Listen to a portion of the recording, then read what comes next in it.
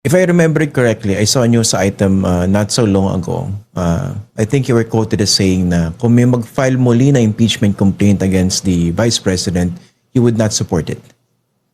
No, Is that I correct? will not endorse it. I will not endorse it. Okay, but But I will rely on the evidences. Kasi, alam mo, yung 19th Congress, hindi reliable yung mga findings nila eh.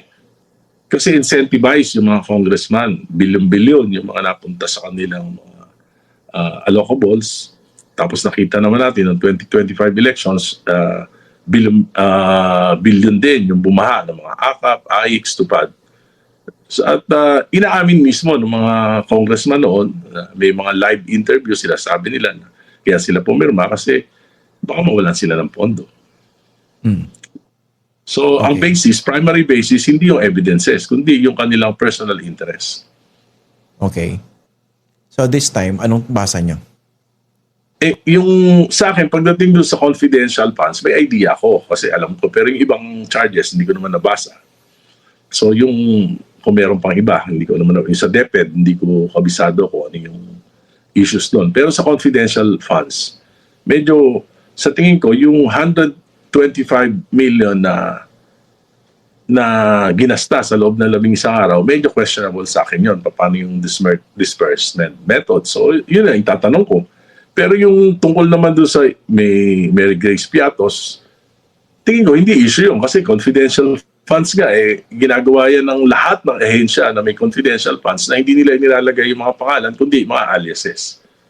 Naglalagay din ng piatos tsaka pangalan ng mga chichirya? Oo, baka meron pang kung ano-ano. Meron pang McDonald's, baka may Jollibee pa nga. Allowed yun. Allowed po ba? Allowed yun. Allowed yun pa- sa confidential funds. paano po naman Intelligence yun? funds. Paano po yung Kasi- pagmumura nung Kong, yung pagmumura nung Vice President sa Pangulo, yung nakasalampak siya sa Well, hindi ako lawyer. Kung may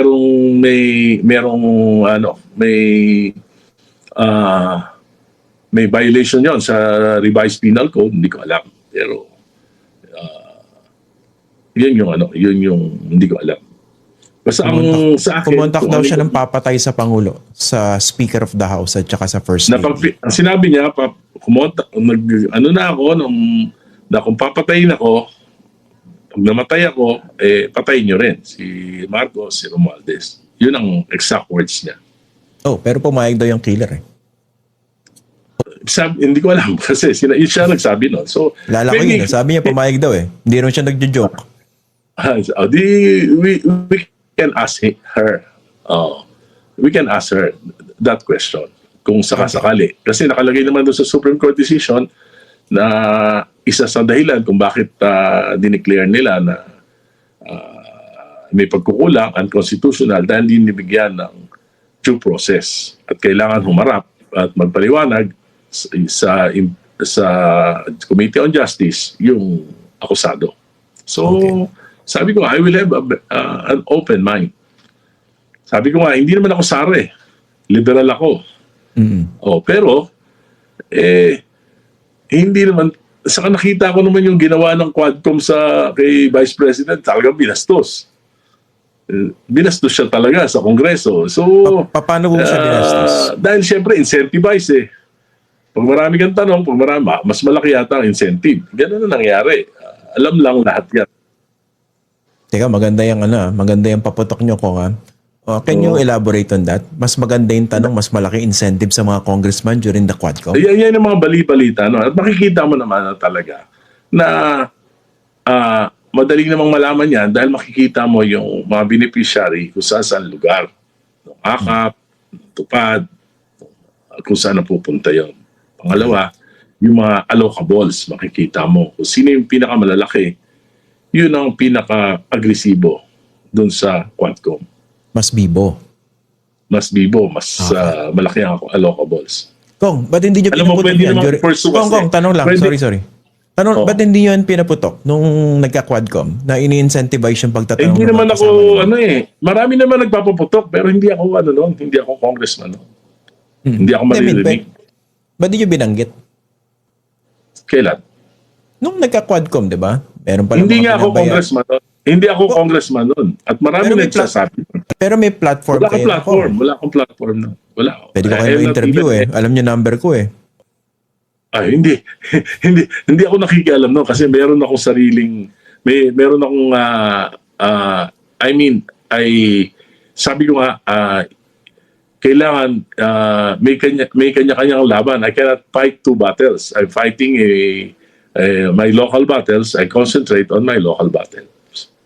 Okay. So- Sige, Kong, ito lang, i-address ko lang yung mga tanong ng mga nanonood sa atin ngayon. No? Oh, Sabi niyo, you're true blue liberal.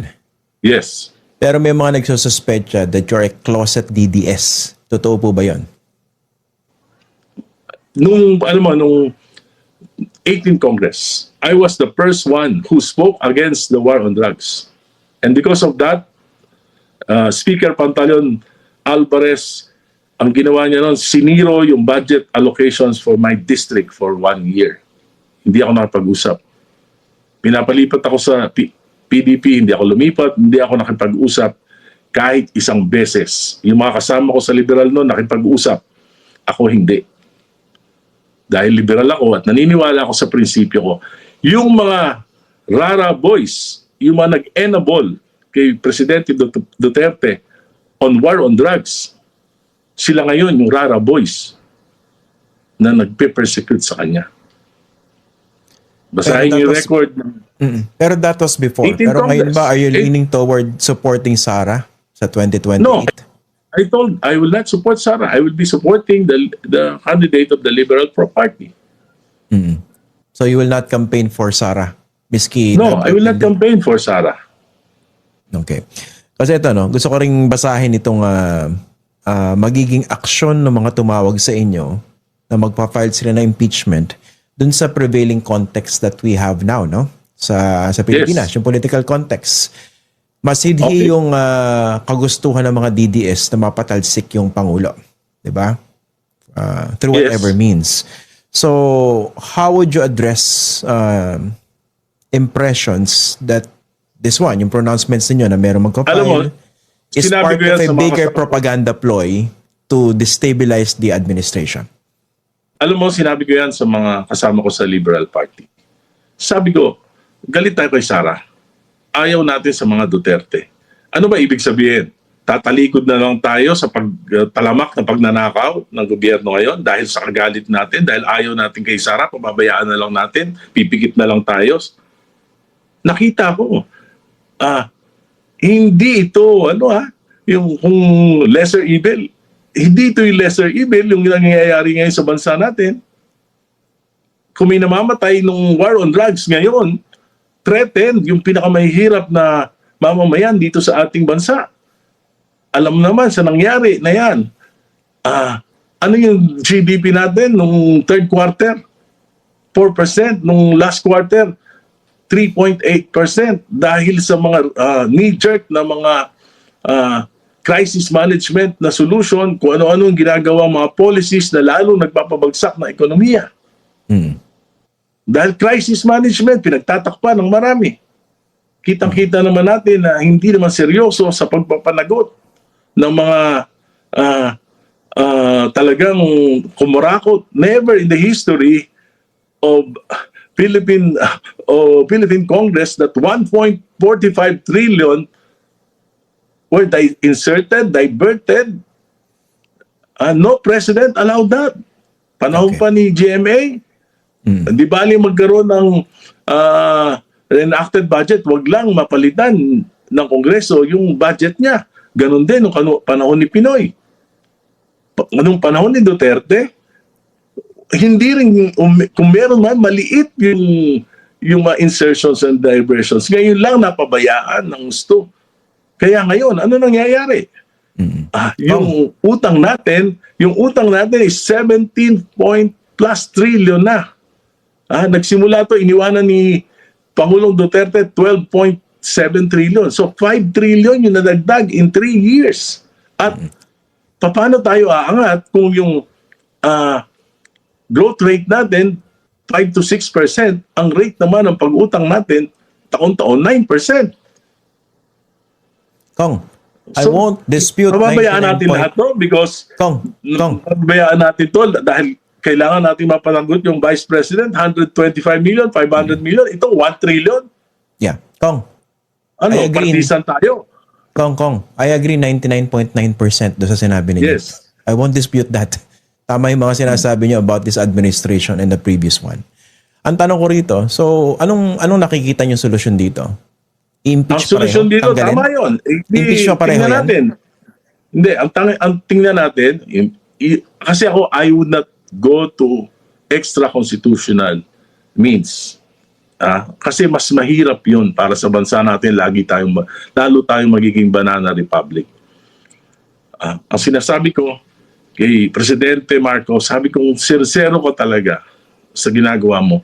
Meron kaming mga batas na isinumite para sa political reforms. Dito man lang mabayaran yung pagkukulang nito, yung anti-political dynasty law, yung ICI, kahit tumagal na yung investigation, basta credible yung investigation, okay na lang sa akin yan eh. Huwag na madaliin, pero dapat credible. Yung nga po. party systems law, Yeah. okay na rin yan. Pero kung magpa-file ng impeachment, makakasama lalo sa bansa natin. Alam ko yan. Pero, mas maganda na yan. Bakit? Tingnan mo. Kung ma-exonerate sila pareho, at least may conclusion. Kung may isa ma-convict, at least yung isa may fresh mandate. Kung pareho sila ma-convict, meron namang constitutional process na pwedeng humalili sa kanila. Di ba yan yung mukhang ploy ng DDS? Sabay na impeachment, yung isa matatanggal, yung isa ma-exonerate. Well, sa tingin ko nga, siyempre yung administration ang nakakalamang niyan. Supermajority. Di ba? Kung yun ang sinasabi ng DDS, parang bakit kontrolado ba nila yung Kongreso? Ngayon mas kontrolado naman ang administrasyon. Pero ang dapat talaga, kaming mga congressman, on the basis of the evidences that will be presented.